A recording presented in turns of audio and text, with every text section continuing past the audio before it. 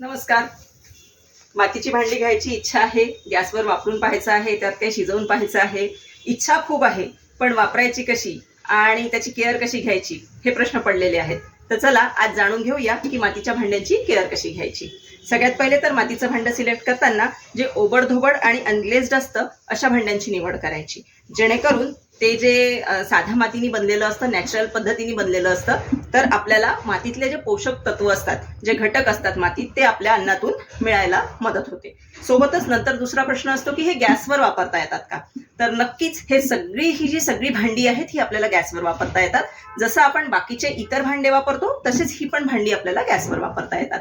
नंतर अजून एक कॉमन प्रश्न असतो की हे स्वच्छ कसं करायचं. स्वच्छ करण्याची पण सोपी पद्धत आहे. जसं आपण बाकीची भांडी स्वच्छ करतो तसंच आपल्याला हे भांडं पण स्वच्छ करायचं आहे.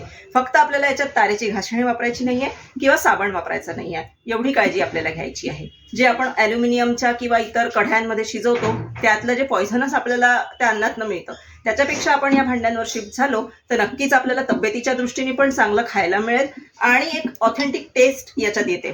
जी एक नैसर्गिक याला मातीला चव असते ती आपल्याला अन्नातून पण मिळेल. तर नक्कीच आज तुमच्या आजूबाजूला कुठेही जर मातीची भांडी असतील तर त्यांच्याकडनं मातीची भांडी विकत घ्या आणि आजच आपल्या किचनमध्ये याचा समावेश करा.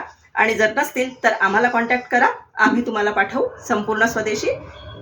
कॉन्टॅक्ट नंबर आहे 9420211609. थँक्यू.